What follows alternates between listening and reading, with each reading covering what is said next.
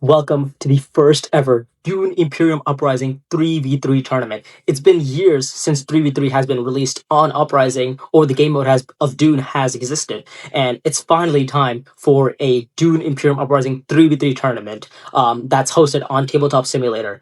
I'm going to be joined by Priceless, who's going to be going over some of the logistics of this tournament, including how to sign up, including where to sign up, and also just some of the rules going into this tournament.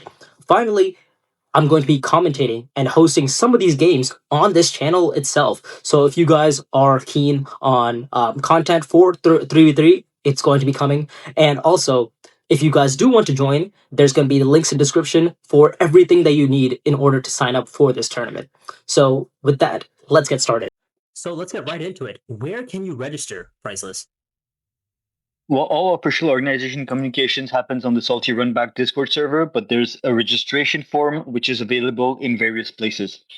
Yeah, the registration form will be available in the description below. What if you're not in the Salty Runback server?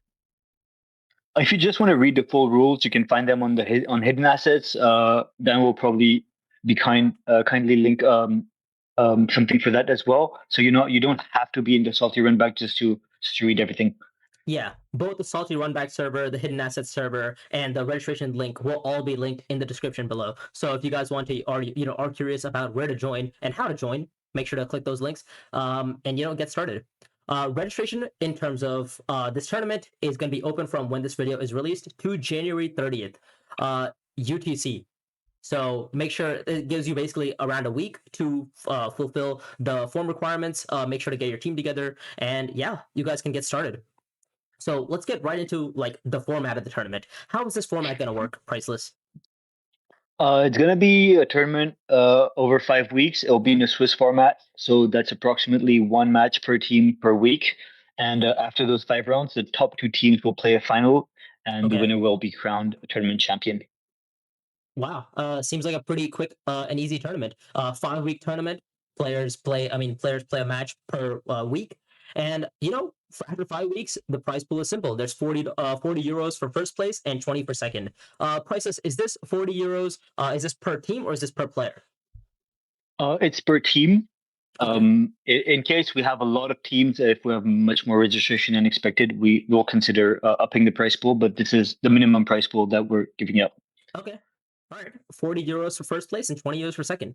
Okay, so now let's get into, teams and substitutions because that's kind of, it's a 3v3 tournament. So this is where the coordination part of it really matters. How are teams going to be made, Price? So obviously there's a minimum of 3 players. Otherwise, you're obviously you can't be a team.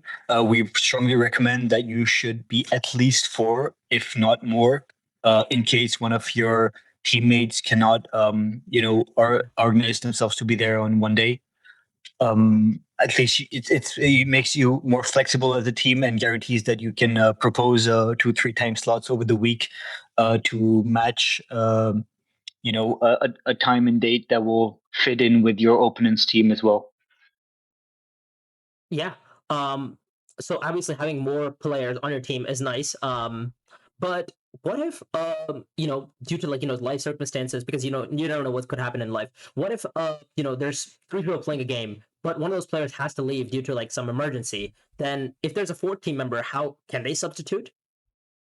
Yeah, the clocks will always keep running, so we won't be pausing the clocks if a player swap needs to be done. But yeah, any registered team member can swap in for another of his team member that needs to leave or whatever. Yeah. So substitutions are legally allowed. You mentioned clocks, so let's I guess talk about time management. This part is very important because points can be deduced for having too much time.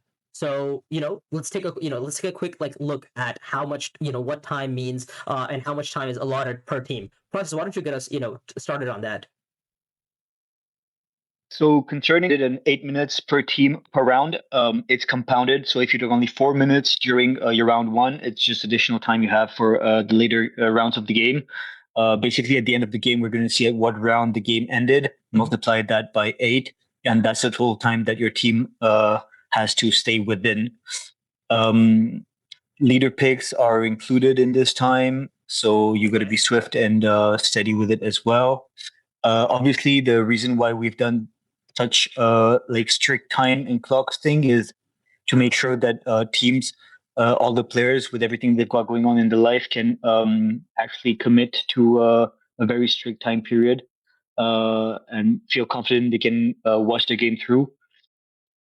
Yeah. So if you guys, end up So playing like a yeah, normal 7 round game, it would be 8 into 7, which is 56 minutes per team, which would be around what at max like a seven, like a what 2 hour game, which shouldn't be, which should be pretty reasonable for players to commit to. Given there are some other games that take much longer. But yeah. yeah. Also, Oh, sorry. Continue. yeah, sorry. Just mentioning that since it's separate voice chats, you and your team will be on a private voice chat, as opposed to the original 3 rules where every communication is open. So that also allows for like communication to be much more direct, much more clear and straightforward. So it also allows to for teams to like strategize much faster. So keeping those optics in mind, it seems like a pretty fair time. Yep. Even yeah.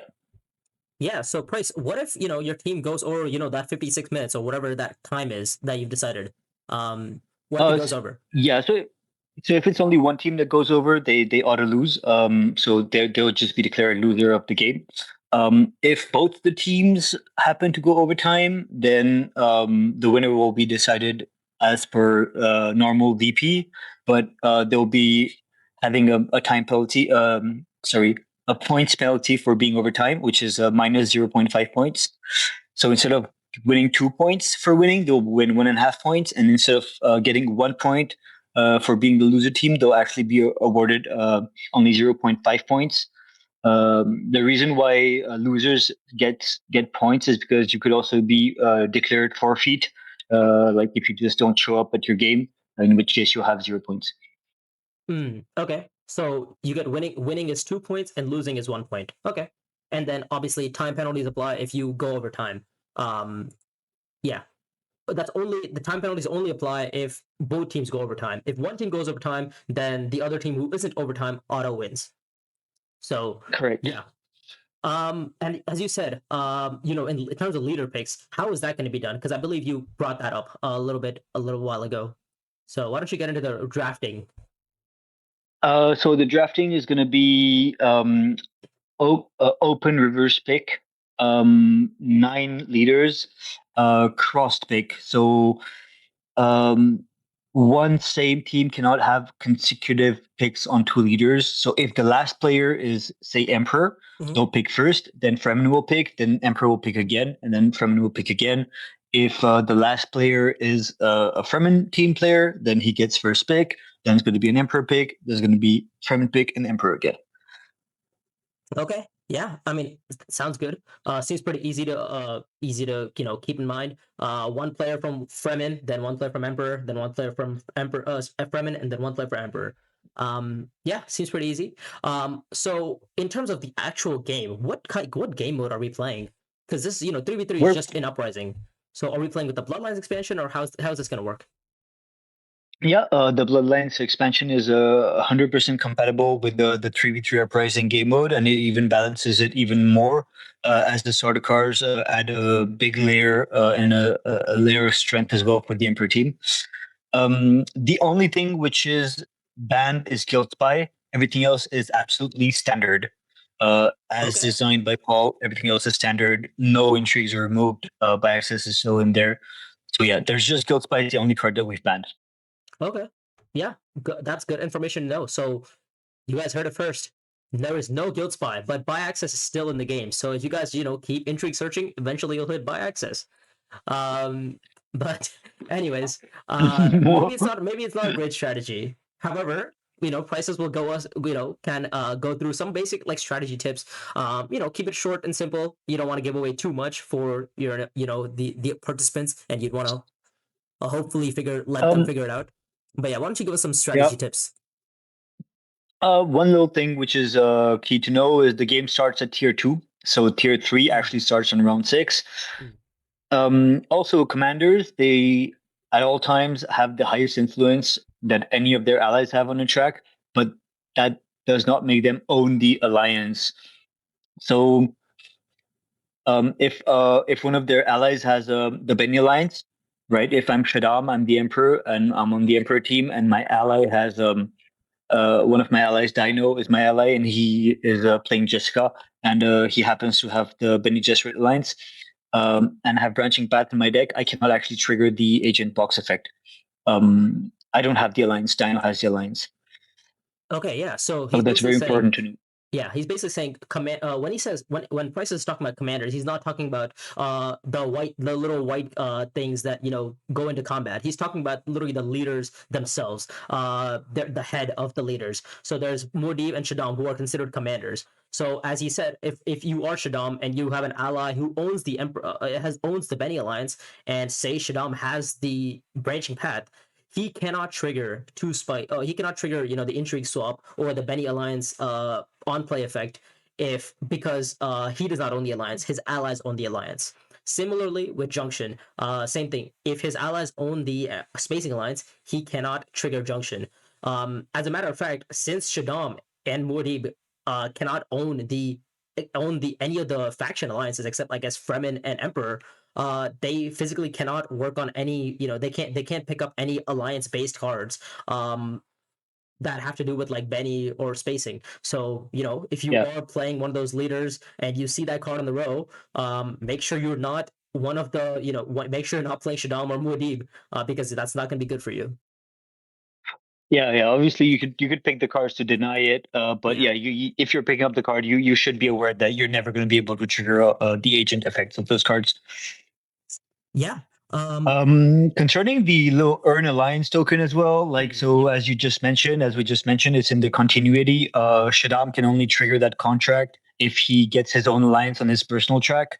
However, it's interesting to note that if my ally has three on the Benny track, for instance, and has the earn alliance in their play area, and I happen to activate them and visit the Benny Gesserits, giving them their fourth influence and thereby giving them the alliance, then the contract actually triggers even though in their play area. So they would get two Slari and two troops, Yep. and the contract will be completed.